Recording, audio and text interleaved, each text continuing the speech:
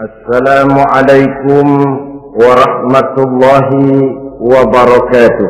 Waalaikumsalam warahmatullahi wabarakatuh. Bismillahirrahmanirrahim. Alhamdulillahi rabbil alamin. Wassalatu wassalamu ala asyrafil anbiya'i wal mursalin, imamil muttaqin, sayyidil ghurril muhajjalin, wa ala alihi wa sahbihi ajma'in, amma ba'du. Saudara-saudara kaum muslimin rahimakumullah, pada pertemuan terdahulu sudah kita bicarakan tentang memperbaiki akhlak, baik akhlak kepada Allah Subhanahu wa ta'ala, akhlak kepada sesama manusia, maupun akhlak kepada makhluk Allah lainnya di luar manusia. Kemudian secara umum Al-Imam Al-Ghazali rahimahullah membagi akhlak dalam dua bagian besar. Pertama, apa yang oleh beliau dinamakan Al-Akhlaqul Mahmudah, yaitu akhlak yang terpuji. Seseorang yang kepada Allah ia bertauhid, dalam pergaulannya dengan sesama manusia ia mempunyai sifat-sifat yang terpuji, seperti rendah hati, sabar, jujur, ikhlas, dan lain sebagainya. Kemudian dalam sikapnya kepada makhluk Allah di luar manusia, ia dapat mengembangkan nilai-nilai ihsan sesuai dengan tuntunan imannya. Ini seluruhnya dinamakan al-akhlaqul mahmudah atau akhlak yang terpuji. Kemudian yang kedua oleh beliau dinamakan al-akhlaqul mazmumah, yaitu akhlak yang tercela, kufur, baik dalam bentuk kemusyrikan, kemunafikan, atau hal-hal yang bisa menyebabkan ia menjadi murtad. Lalu dalam pergaulannya dengan sesama manusia, ia mempunyai sikap yang tidak terpuji, sombong, ria, ujub, dusta, khianat, suka menggunjing dan memfitnah, dan lain sebagainya. Sedangkan sikapnya kepada makhluk Allah di luar manusia, ia senantiasa menimbulkan kerusuhan. Itu seluruhnya dinamakan dengan al-akhlaqul mazmumah atau akhlak yang tercela. Untuk memperoleh akhlak yang baik, yang dalam bahasa populernya dinamakan al-akhlaqul karimah, para ulama sufi memberikan tuntunan. Pertama, melalui jalan yang disebut takhalli. Yang kedua, tahalli, dan hasilnya nanti akan membuahkan tajalli. Takhalli artinya mengosongkan diri dari segala macam sifat yang tercela. Sombongnya dibuang, riaknya dihilangkan, suka fitnahnya musnah, dustanya berhilang. Itu semuanya dinamakan takhalli, mengosongkan diri dari seluruh sifat-sifat yang tercela. Apabila ini sudah berhasil dilaksanakan oleh seseorang, ia naik kepada tingkat yang selanjutnya dinamakan tahalli. Tahalli artinya menghiasi diri dengan tawadhu. Bila dustanya hilang, berganti dengan jujur. Bila khianatnya hilang, dihiasi hatinya dengan amanah, dan begitu selanjutnya. Hasil daripada tahalli, menghiasi diri dengan segala sifat-sifat yang terpuji, akan mengantarkan orang untuk sampai kepada tajalli, bisa menyaksikan kebesaran Allah Subhanahu wa ta'ala. Maka pada pertemuan kali ini kita akan mulai dengan yang pertama, takhalli, mengosongkan diri dari seluruh sifat-sifat yang tercela, menjauhkan diri dari semua akhlak-akhlak yang tidak baik. Dan pertemuan ini akan kita mulai dengan membicarakan dusta dan akibatnya. Saudara-saudara kaum muslimin rahimakumullah, ini akan kita mulai dengan membicarakan dusta dan akibatnya. Saudara-saudara kaum muslimin rahimakumullah, salah satu nikmat yang diberikan Allah kepada kita makhluk manusia dalam hidup ini adalah kemampuan untuk berkata-kata, kemampuan menyalurkan hasrat hati dan keinginan jiwa melalui ucapan dengan bahasa sebagai alat komunikasi. Sehingga orang lalu berkata bahwa al-insan adalah hayawanun natiq. Manusia sebenarnya adalah binatang juga, cuma saja manusia binatang yang pandai berbicara. Oleh karenanya ini merupakan satu nikmat yang sangat besar yang perlu kita syukuri. Menempatkan seseorang pada posisi yang tinggi, lidah juga bisa menempatkan orang pada posisi yang paling rendah. Karena lidahnya orang dipuji, karena lidahnya orang dicaci maki dan dicela. Pendeknya seperti kata pepatah, al-lisan saghirul jirmi azimul jurmi. Lidah itu walaupun kecil bentuknya tetapi besar akibatnya. Hampir sebagian besar dari kesulitan-kesulitan yang menimpa manusia pada mulanya disebabkan oleh lidahnya. Sehingga pepatah mengatakan salamatul insan fi hifdzil lisan. Manusia akan selamat apabila dia pandai menjaga lidahnya. Seperti orang kita bilang, lidah tidak bertulang. Artinya bicara kadang-kadang demikian enak, bicara kadang-kadang demikian nikmat, tidak terasa akan membawa akibat yang tidak pernah kita perhitungkan sebelumnya. Oleh karenanya, salah satu yang menyebabkan manusia bisa turun nilai kemanusiaannya apabila dia telah mempergunakan lidahnya untuk suatu yang lazimnya kita namakan dusta.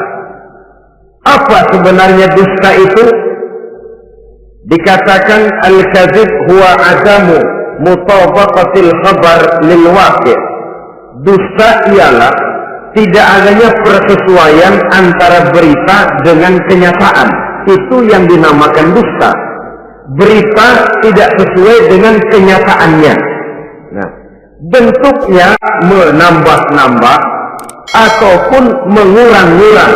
Itu bentuk-bentuk daripada tidak sesuainya berita dengan kenyataan. Mengada-ada, yang tidak ada diada-adakan, itu jelas merupakan dusta. Kemudian menambah-nambah, beritanya sebenarnya cuma 1 meter, tapi disampaikan orang kepada kita 5 meter, yang 4 meter tambahan. Disitulah kemungkinan terjadinya penyusupan-penyusupan berupa dusta adanya. Ataupun mengurang-urang. Beritanya sebenarnya 8 meter, sampai ke kita cuma 2 meter. Yang 6 meter, berita itu dikorup. Itu juga sudah bagian tersendiri daripada yang dinamakan dusta. Oleh kita harus berusaha. Pertama dari sifat mengada-ada. Yang tidak ada diada-adakan, itu jelas dusta. Dan ini pekerjaan paling enak memang. Orang seakan-akan terpesona, orang seakan-akan kagum, padahal kita mengada-ada. Barang yang tidak ada diada-adakan. Rasul juga pernah, saudara-saudara, tapi bernada seperti ini, namun jujur. Satu saat beliau sedang duduk, ada seorang perempuan mengendarai onta, sudah tua sekali ontaknya. Lalu Rasul bangun menegur orang tadi, "Bu, kenapa naik anak onta?" katanya. Perempuan ini bilang, "Ya Rasul, yang apa naik anak onta?" katanya. Perempuan ini bilang, "Ya Rasul, yang saya kendarai ini bukan anak onta, tapi biang onta." Begitu. "Iya, tapi dia punya ibu kan? Onta ini punya. Nah, kalau dia punya ibu kan artinya dia anak juga." "Ya memang. Nah, kalau begitu kan artinya ibu memang naik anak onta." "Lah ya iya kalau itu sih." Kelihatannya mengada-ada, tapi memang benar begitulah adanya. Gurau untuk menghidupkan suasana, tapi tidak terlalu berlebih-lebihan. Yang kedua, jenis daripada dusta itu menambah-nambah. Ini juga paling enak. Orang sering bilang, kalau kita ngirim duit, jangan harap kurang, jangan harap tambah. Tapi kalau kita ngirim berita, jangan harap kurang. Duit kita kirim kepada orang, jangan harap. Duit kita kirim kepada orang, jangan harap tambah. Kurang, jangan harap kurang. Atau jangan harap tambah, kurang bisa. Tapi kalau berita kita kirim kepada seseorang, jangan harap kurang itu berita, nambah bisa. Atau kemudian mengurang-urang, ini juga termasuk jenis daripada dusta. Baik mengada-ada atau menambah-nambah, kemudian mengurang-urangi, seluruhnya merupakan pekerjaan yang paling enak. Kita anggap sesuatu yang biasa, padahal akibatnya nanti akan menjadi luar biasa. Saudara-saudara kaum muslimin rahimakumullah, apa bahaya dusta dalam kehidupan manusia? Pertama, bagi dirinya sendiri. Orang yang berdusta sebenarnya sudah membahayakan dirinya sendiri. Orang mungkin masih percaya. 2 kali dia berdusta, orang mungkin masih bisa mentolerir. 3 kali dia berdusta, orang ngecap. Ini memang udah wataknya nih. Hobi dah kalau begini. Akhirnya dia dikucilkan dari pergaulan. Lain hari, walaupun dia serius bicara, orang nggak lagi nanggapin sebagaimana yang semestinya. Dikucilkan dari pergaulan. Akibat apa? Akibat dari dusta yang dilakukannya. Akan merugikan dirinya sendiri. Ada satu cerita, saudara. Seorang pengembala kambing sedang mengembalakan kambing di tanah lapang. Satu hari iseng dia sendirian. Ini orang kampung pengen tahu dibohongin. Teriak dia, tolong ada serigala. Bohongin. Teriak dia, tolong ada serigala, ada serigala. Mendengar teriakan ini karuan, satu kampung orang nyaris keluar semua. Yang bawa pentungan, yang bawa golok, yang bawa pisau. Mana serigalanya, mana? Ini pengembala tadi nyengir. Kagak ada. Gua bohongin lo. Sudah, pulanglah orang kampung ini. Sekali, besoknya begitu lagi. Keluar lagi orang kampung, ternyata juga tidak ada serigala. Pada hari yang ketiga, serigalanya benar-benar datang. Si pengembala tadi pucat, lalu teriak-teriak, tolong ada serigala datang. Nah, orang kampung udah nandain yang keluar untuk menolong. Akhirnya kambingnya habis dimakan oleh serigala. Yang rugi dirinya sendiri. 1 kali dia bohong, orang percaya mungkin. 2 kali dia bohong, orang masih tolerir. 3 kali dia bohong, orang nandain. Terkucil dari pergaulan akibat daripada perbuatan dusta. Oleh karenanya saya yakin tidak seorang pun di antara kita yang suka berteman dengan seorang pendusta. Karena apa? Seorang pendusta tidak akan segan-segan menjual temannya sendiri. Mengkambing hitamkan temannya sendiri. Artinya juga merusak pergaulan di dalam kehidupan ini. Penyakit yang bahaya yang kedua bagi diri orang yang berdusta itu sendiri, sifat dusta menyuburkan watak dusta itu sendiri. Sifat dusta menyuburkan watak munafik. Nabi bersabda, ayatul munafiqi salatun. Tanda-tanda orang munafik itu ada 3. Tandanya, biasanya kalau tandanya ada, ya munafiknya insya Allah ada.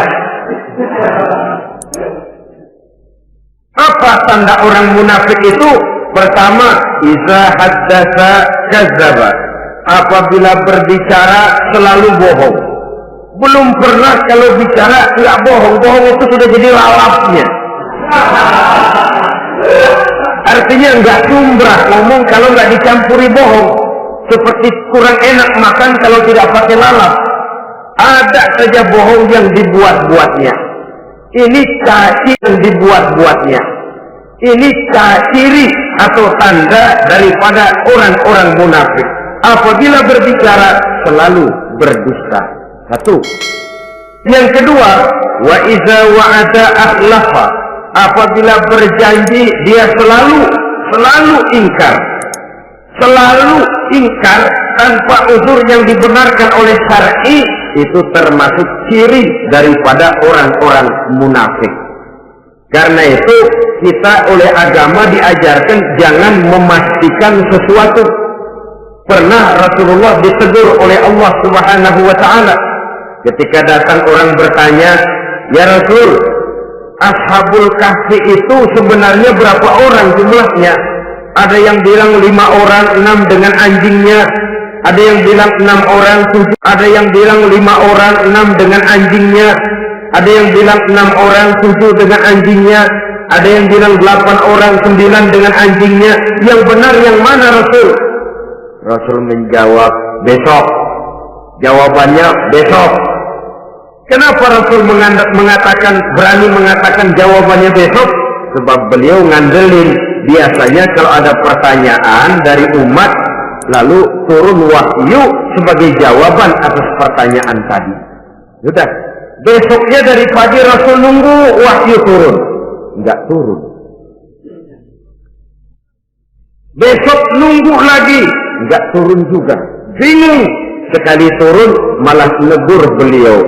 Wala taqulanna li syai'in inni fa'ilu dzalika ghadan illa ayyasha Allah. Kalau belum ada suruh itu harus diawali dengan insya Allah. Insya Allah besok saya pasti datang. Insya Allah ya karena kita beriman kepada Allah, kepastian di tangan Allah. Pastinya karena kita memang berniat benar ingin datang. Kita kadang-kadang insya Allah ini jadi lawak sih. Asal dia bilang insya Allah udah tulen kagak mau dah. Besok ya, insya Allah enggak ya. Ini salah kaprahnya kita, saudara-saudara. Yang ketiga, ciri daripada orang munafik itu wa iza tumina khana. Apabila dipercaya, ia selalu berkhianat. Tidak pandai menjaga amanah dalam kehidupan ini. Tidak boleh mendapat satu kepercayaan lalu dikhianatinya kepercayaan itu. Maka jangan lupa kepercayaan itu. Maka jangan lupa bahwa kita diberikan lidah, kita diharuskan memelihara lidah. Dengan apa? Menjaganya daripada sifat-sifat dusta. Apabila berjanji, kita berusaha menepati. Apabila dipercaya, kita berusaha menjaga amanah. Kenapa? Mencari kepercayaan itu sulit, saudara. Tetapi memelihara kepercayaan itu jauh lebih sulit. Apalagi kalau yang bernama rahasia. Rahasia itu memang selama masih ada dalam hati. Kalau sudah kita bicarakan kepada orang lain, itu sudah bukan rahasia lagi sifatnya. Memang sih pada mulanya kita bisa ngomong. Nih gue ngomong begini nih sama lu doang nih. Lu jangan ngomong-ngomong sama yang lain ya. Nanti yang kita ajak ngomong lagi sama orang lain nih. Ya. Tapi akhirnya tuh beritanya jadi merata menjalar. Kenapa? Rahasia adalah apa yang ada di dalam hati. Jikalau sudah kita bicarakan kepada orang, sudah bukan rahasia lagi namanya. Apalagi sifat manusia. Kalau dia lagi seneng sama kita, jangankan perbuatan kita yang baik, perbuatan kita yang salah pun masih dibenarkannya juga. Tapi kalau dia sudah jengkel sama kita, jangankan kita main judi, kita ngaji masih salah. Itu kalau orang sudah nggak senang itu ya begitu. Dia benci sama kita. Jangankan kita main judi, kita baca Quran masih salah. Tapi kalau dia senang sama kita, hampir matanya itu hilang dari penilaian-penilaian yang objektif. Senang sama kita, hampir matanya itu hilang dari penilaian-penilaian yang objektif. Oleh karenanya, sifat dusta menyuburkan sifat kemunafikan di dalam diri seseorang. Yang diantara tandanya tadi, iza haddatsa kadzaba. apabila berbicara, ia selalu berdusta. Kemudian bahaya yang ketiga, orang yang selalu berdusta jauh dari ketenangan. Sebab apa? Pada saat kita mendustai seseorang, orang itu mungkin percaya. Tapi makin dia percaya, makin tersiksa batin kita. Kenapa? Hati kita sendiri ngomong, lu percaya kok gue bohongin? Kita sendiri tahu bahwa kita bohong. Itu yang menyiksa batin. Jauh dari ketenangan. Apalagi akan timbul satu sifat was-was. Ntar dia tahu. Bagaimana kalau rahasia ketahuan? Bagaimana kalau dia tahu saya bohong? Ini akan menyebabkan seseorang jauh dari ketenangan hidup. Makin rajin dia berdusta, makin tersiksa jiwanya. Lain kalau hatinya sudah mati. Dusta memang sudah jadi profesinya, kebiasaannya. Tidak merasa menyesal, tidak merasa berbuat salah. Dusta itu sudah jadi hobi. Sehingga enak saja. Hati sudah jadi mati kalau sudah begitu. Dan sepanjang hati sudah jadi mati, itulah yang paling kita khawatirkan. Artinya nilai kita adalah bangkai berjalan dalam pandangan Allah Subhanahu wa ta'ala. Saudara-saudara kaum muslimin, diri sendiri dusta itu. Yang kedua, berbahaya bagi masyarakat banyak. Tentu saja apabila status sosial kita tinggi, makin luas akibat daripada kedustaan kita. Seorang kepala rumah tangga yang berdusta, seluruh keluarganya jadi rugi. Seorang kepala kampung yang berdusta, rakyat sekampungnya rugi. Seorang gubernur berdusta, rakyat satu provinsi rugi. Seorang pemimpin negara berdusta, rakyat satu negara rugi. Makin tinggi status sosial, makin besar akibat daripada suatu dusta. Oleh karenanya, menimbulkan keresahan di tengah masyarakat. Masyarakat itu apa? Dimulai dari masyarakat yang paling kecil, rumah tangga. Kalau satu rumah tangga diwarnai oleh sesuatu yang bernama dusta, maka ketenangan, ketentraman, kebahagiaan rasanya akan sulit terwujud di dalam rumah tangga itu sendiri.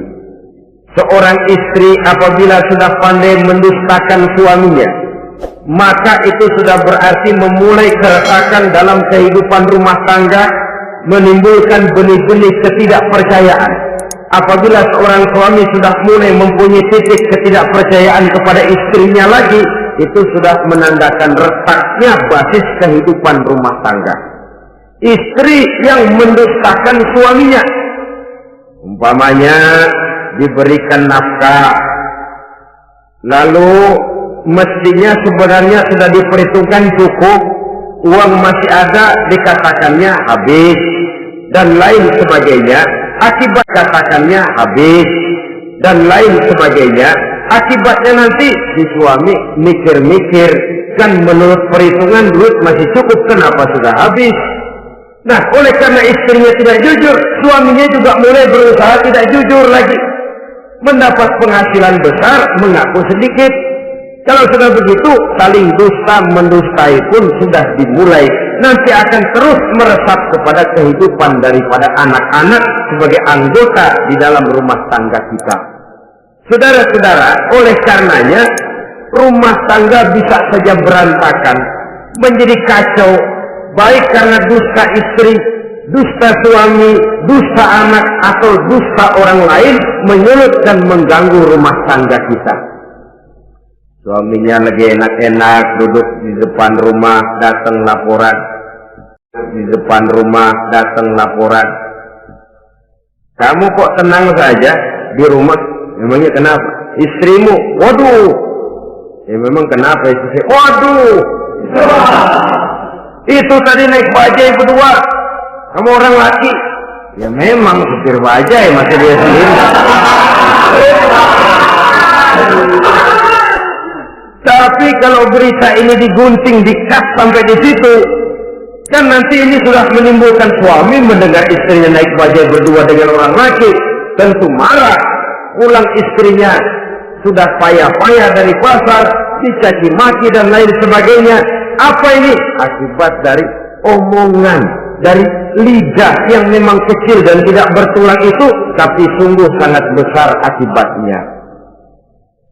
Kemudian juga banyak saudara jauh dari saudaranya, teman berpisah dengan temannya, tetangga marah dengan tetangganya, akibat daripada perbuatan lidah, daripada ucapan lidah ini, akibat daripada yang bernama dusta ini. Oleh karenanya, saudara-saudara, dusta pun merusak pergaulan. Kemudian usaha, satu kali kita berdusta mungkin usaha mendatangkan untung, 2 kali kita berdusta masih bisa mendatangkan untung, 3 kali kita berdusta orang akhirnya akan mengadakan perbandingan. Jadi kadang-kadang dalam usaha, dalam dagang, dusta juga bisa jadi lalat. Orang nawar dagangan kita, berapa harganya bang? 500. 300 ya, tadi ada yang nawar 400. Padahal kagak ada yang nawar. Dia buat sedemikian rupa. Atau kadang-kadang tidak segan-segan memakai sumpah untuk membela kebohongannya. Ya, walaupun sebenarnya bukan sumpah, karena sumpah itu harus dengan lafzul jalalah, wallahi atau billahi, atau demi Allah. Kadang-kadang dengan kata-kata yang kasar. Modalnya cuma 500. Tapi ketika ditawar orang, yang bener aja nawar bu. Padahal ini saya beli modalnya aja 700 biar mampus nih. Dia beli cuma 500, ngaku modalnya 700 pakai biar mampus lagi. Saudara hadirin yang saya hormati, sepintas mungkin orang percaya, mungkin orang yang tergerak untuk membeli, tapi kemudian keuntungan yang didapat dengan jalan berdusta itu bisakah membawa berkah dalam kehidupan kita? Rasanya tidak. Dan kalau sudah tidak membawa berkah, maka itu keuntungan itu tidak lagi akan mendatangkan ketenangan di dalam kehidupan. Oleh karenanya menjaga lidah ini memang berat. Sehingga dalam satu hadis lain Nabi bersabda, al-jannatu mustaqatun ila arba'ati nafar. Surga rindu, surga kangen kepada 4 macam manusia. Ini model. Biasanya manusia yang kepengen benar masuk surga, ini malah surganya yang rindu, kangen benar kepengen dimasuki oleh 4 macam manusia. Di membaca Al-Quranul Karim. Orang yang gemar membaca Al-Quran dirindukan oleh surga.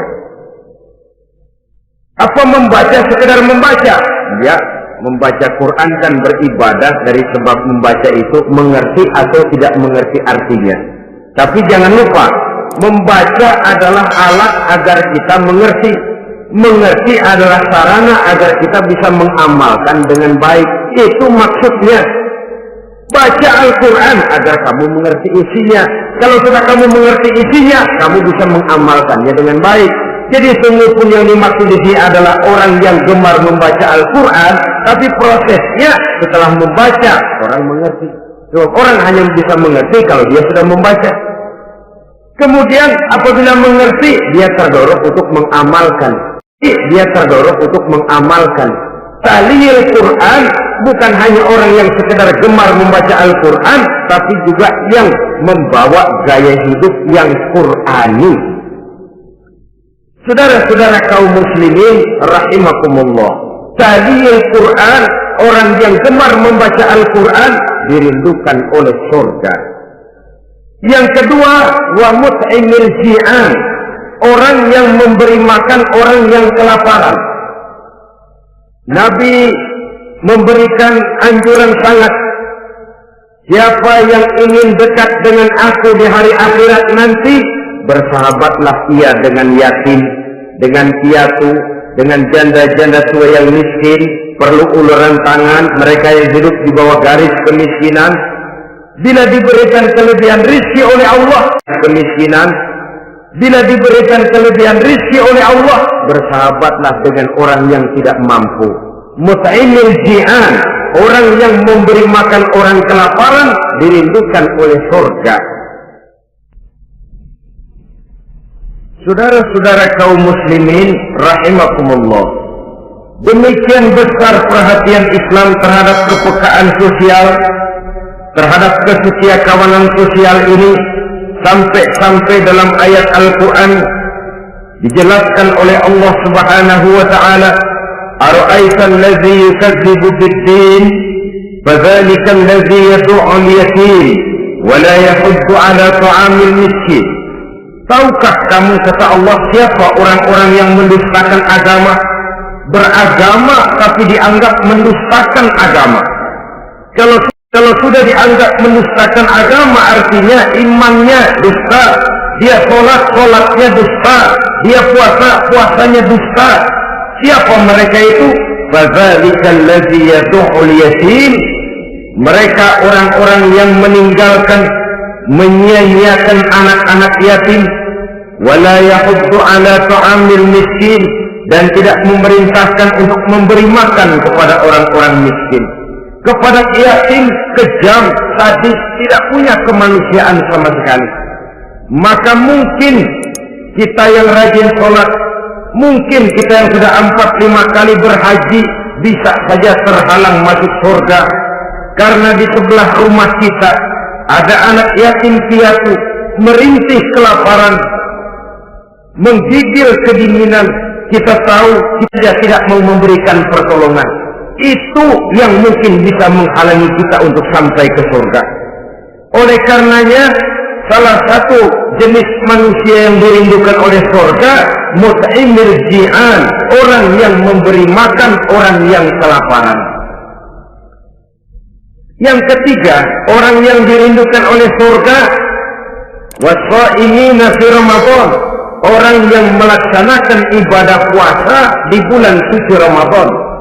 Dan yang keempat, ini yang ada kaitannya dengan masalah kita, wa hafizul lisan. Salah satu manusia yang dirindukan oleh surga ialah orang yang pandai menjaga lidahnya. Artinya dia bisa menempatkan diri, kapan waktunya bicara, kapan waktunya diam. Orang bilang memang satu perak, diam itu emas. Maksudnya diam lebih berharga daripada bicara. Tapi orang memang harus pandai menempatkan diri. Artinya tahu kapan waktunya bicara, kapan mestinya diam. Kalau waktu diam dia bicara, namanya dia tidak tahu diri.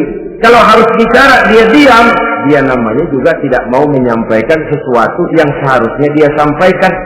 Sama saja ada orang bilang sedikit bicara banyak bekerja.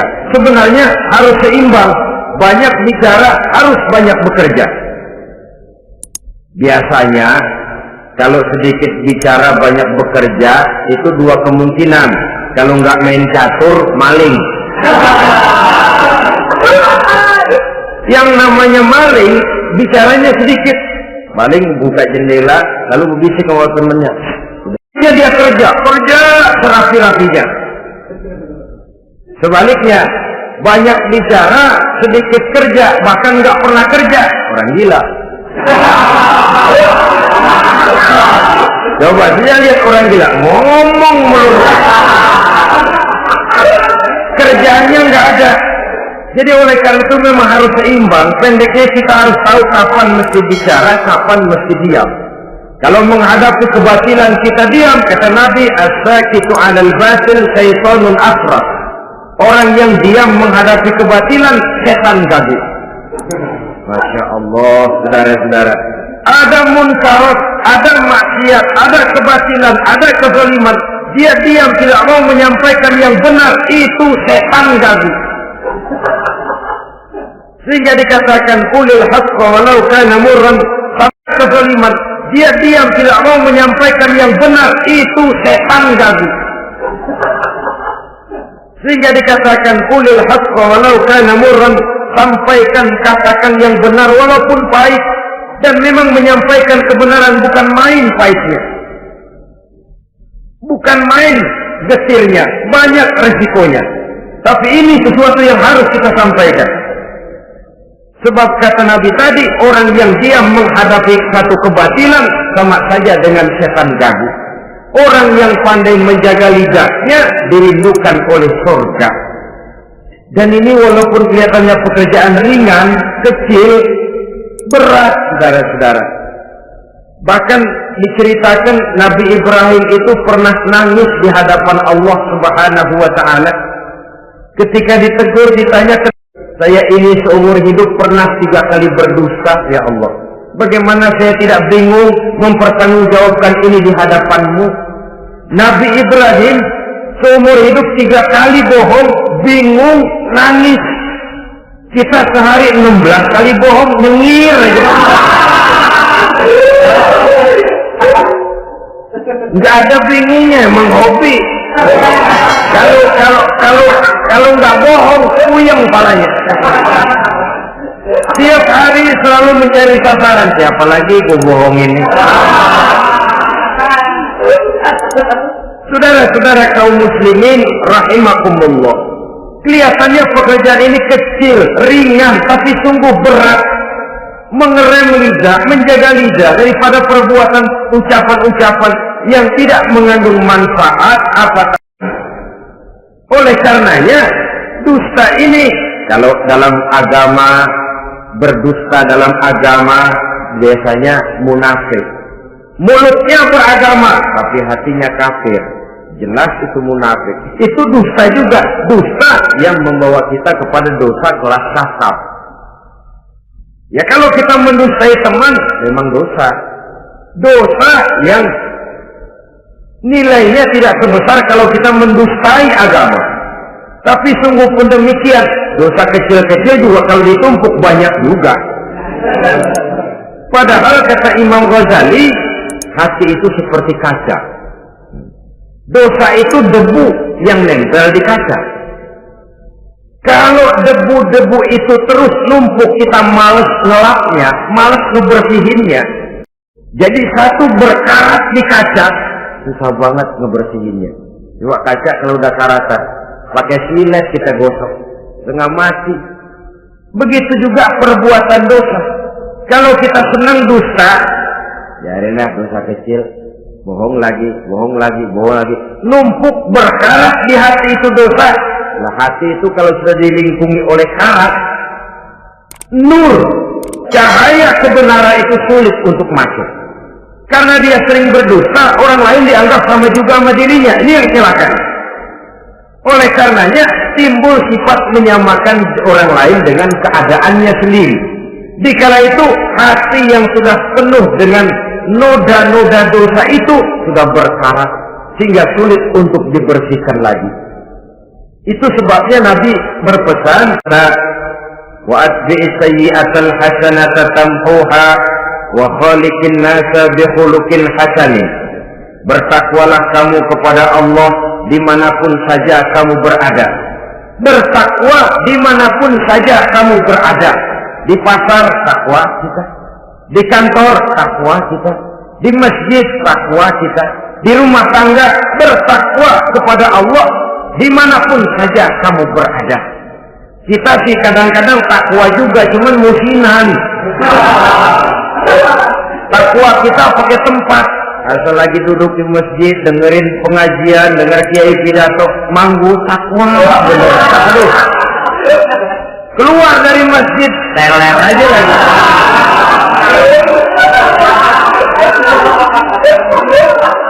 Takwa juga kita cuma pakai tempat.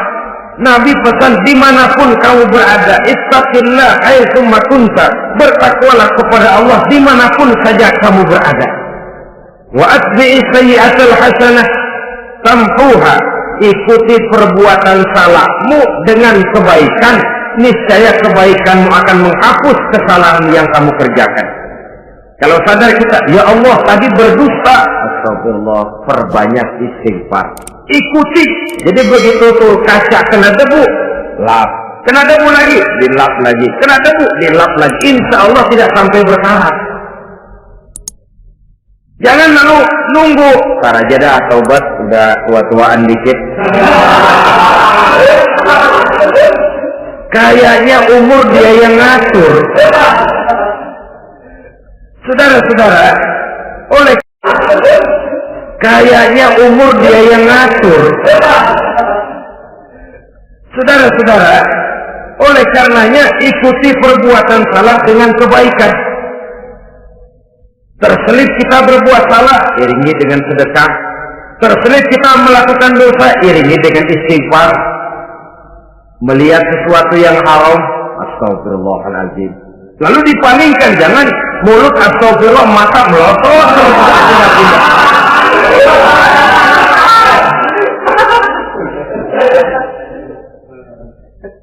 Wa khaliqin nasa bi khuluqin hasanin, dan bergaulah dengan manusia mempergunakan akhlak yang baik.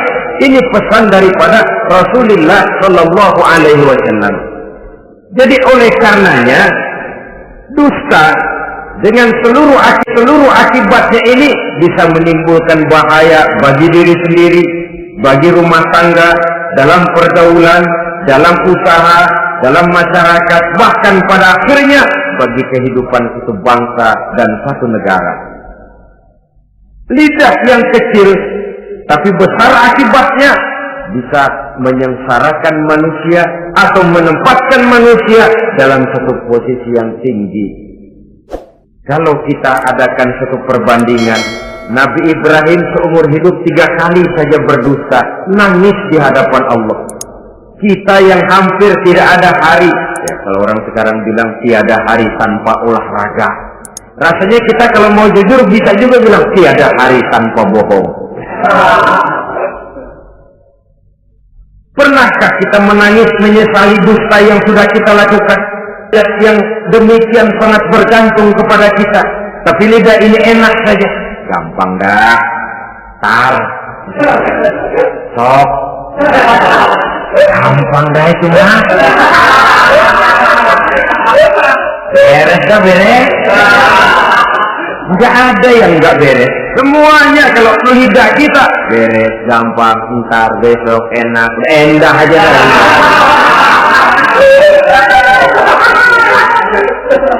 Habis orang kita gantung dengan harapan, padahal kita tidak bermaksud memberikan harapan itu. Sementara kita melangkah melenggang dengan senyum, sedang orang lain menggerutu. Saudara-saudara kaum muslimin rahimakumullah, ini pada gilirannya akan kembali penyakitnya kepada diri kita juga. Menyuburkan watak munafik, mengucilkan kita dari watak munafik, mengucilkan kita dari dalam pergaulan, dan menjauhkan kita daripada ketenangan hidup. Karenanya dusta memang berbahaya. Dalam perjuangan, dusta akan menimbulkan watak pengkhianatan. Dusta juga bisa menyebabkan munculnya musuh-musuh dalam selimut, yang pura-pura berteriak membantu perjuangan tapi di belakang mencari titik kelemahan kita. Oleh karenanya mencari teman yang bisa diajak tertawa itu gampang. Mencari teman yang mau diajak menangis itu sulit. Mencari teman yang mau diajak nyanyi banyak. Tapi mencari teman yang mau diajak berkeluh kesah itu yang langka. Oleh karenanya, untuk menjaga lingkungan pergaulan, mari kita berusaha untuk menjaga lidah dengan sebaik-baiknya. Nah, apa semua bohong tidak boleh? Ada bohong yang ditolerir. Di antaranya, kata Nabi, salasun laisa minal kadzdzab. Ada 3 macam bohong yang tidak dianggap bohong. Bohong tapi tidak dianggap bohong. Dusta tapi tidak berdosa. Kalau memang harus bohong, carilah bohong yang tidak dosa. Bahkan insya Allah ada pahalanya kalau kita ikhlas. Apa itu? Pertama, hadisul rajulu limar'atihi au hadisul mar'atu li zawjiha. Bohongnya seorang suami untuk menyenangkan hati istrinya. Gak apa-apa. Untuk menyenangkan hati istrinya. Au hadisul mar'atu li zawjiha. Bohongnya seorang suami untuk menyenangkan hati istrinya. Gak apa-apa. Untuk menyenangkan hati istrinya. Misalnya suami pulang dari kantor perutnya lapar. Begitu makan nyobain sayur asinnya luar negeri.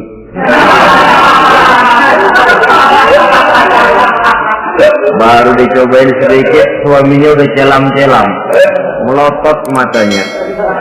Istrinya negor, bang sayur keasinan ya? Wah. Soal keasinan bagus, bagus. Cuma tadi di kantor saya sudah diajak makan oleh teman, jadi masih kenyang. Simpan saja lah, nanti sore kita baru makan. Lapar, kesel, jongkok, istri untuk menyenangkan hati suaminya. Bisa saja itu terjadi. Suaminya beli sendal buat istri. Mahal, padahal murah, kena mahal. Warnanya gak enak dilihat, potongannya norak. Suami istri tahu kalau itu sendal murah. Suaminya tanya, bagaimana bu sendal yang saya beli? Wah, cakep bener bang, luar biasa. Tangga kita mana ada yang pakai sendal begitu? Memang kagak ada, jelek.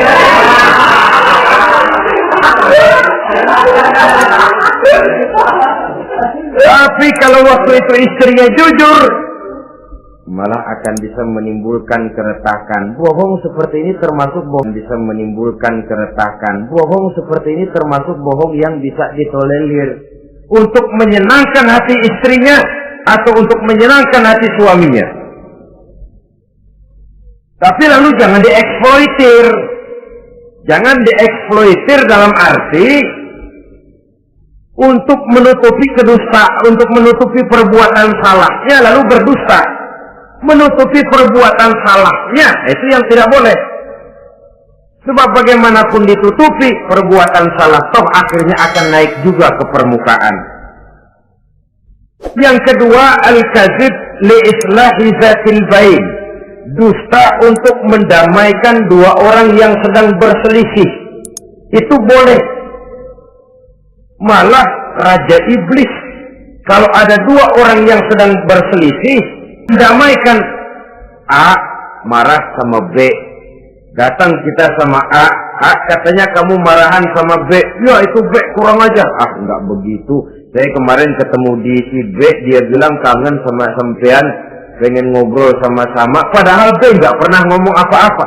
Dia bohong, dia olah sedemikian rupa supaya orang yang berselisih jadi damai. Itu bohong yang berpahala malah. Yang ketiga, bohong untuk menyelamatkan jiwa seseorang. Itu boleh. Ada orang mau membunuh, PKI nyari ustad. Nah, kamu tahu rumahnya Ustadz Ano? Kamu tahu? Tahu pak. Gimana? Bapak mau apa? Mau saya bunuh dia. Tahu pak. Gimana? Bapak mau apa? Mau saya bunuh dia. Kurang ajar. Oh, orangnya nggak ada pak. Mana? Nggak tahu, keluar negeri, keluarnya lagi kali dah. Jauh. Padahal orangnya ada di dalam, tapi dia berdusta untuk menyelamatkan jiwa orang yang sedang terancam. Itu malah boleh, bukan saja boleh, berpahala, malah berdosa kalau waktu itu dia jujur. Mau cari ustaz buat apa pak? Mau saya bunuh? Ada pak di dalam.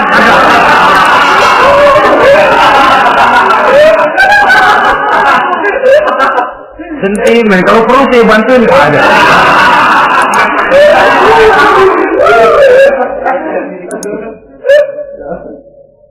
Hanya jenis bohong-bohong seperti ini yang bisa ditolerir. Itu akibat di dunia, saudara. Kita sudah bisa terkucil dari pergaulan, retak rumah tangga, usaha mengalami kebuntuan, masyarakat mengalami keresahan akibat dusta. Di akhirat nanti, na'udzubillah, summa na'udzubillah. Kita baca dalam riwayat Mi'raj, Rasul melihat orang yang lidahnya menyengker ke tanah, digunting, putus, bersambung lagi, digunting lagi, putus lagi, bersambung lagi. Kadang dituangi dengan coran api neraka. Na'udzubillah, coran neraka. Kita nginjak puntung aja lompat. Ini mulutnya dituangi dengan coran dari neraka. Innalillahi wa inna ilaihi raji'un. Ya, tapi kalau ini mulutnya dituangi dengan coran dari neraka. Innalillahi wa inna ilaihi raji'un.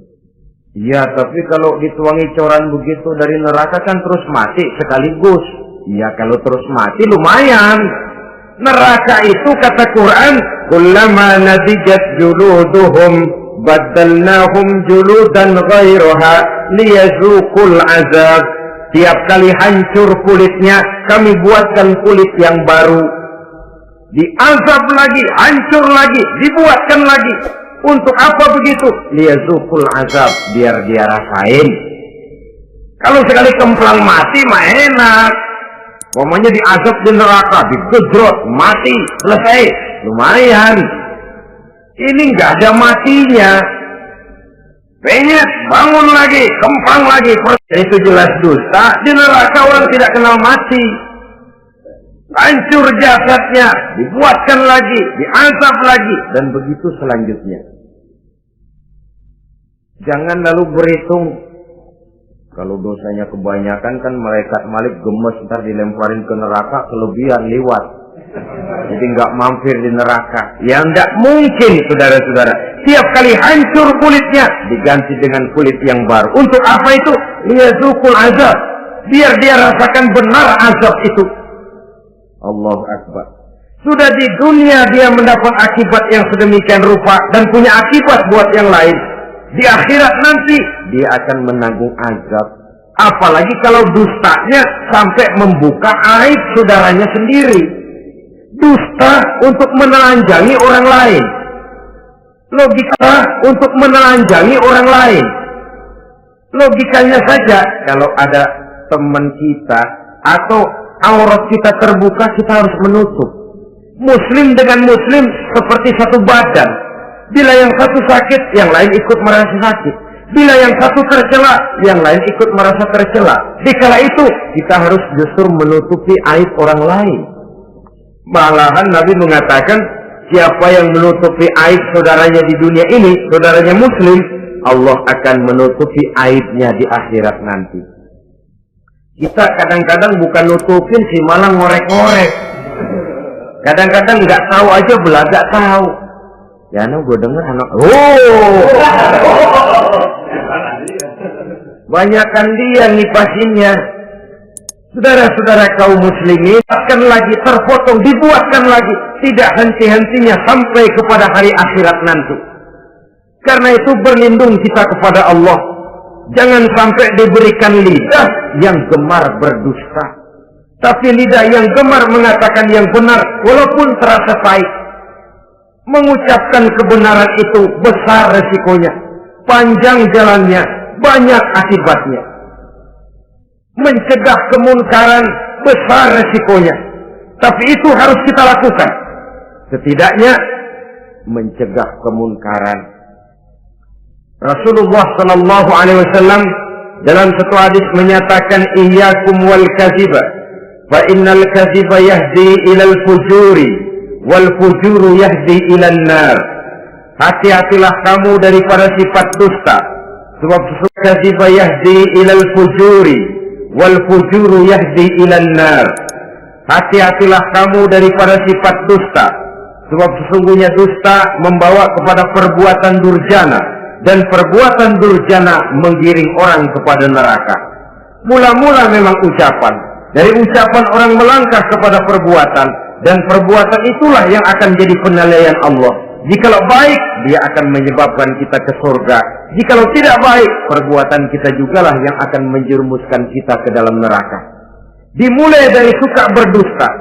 Akibat lidahnya gemar berdusta, perbuatannya pun merupakan perbuatan dusta. Suka pura-pura, mental munafik.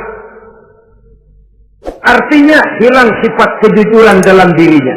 Apabila ini sudah melembaga dalam kehidupan seseorang, sulit dia melepaskan diri dari cengkraman dusta itu sendiri.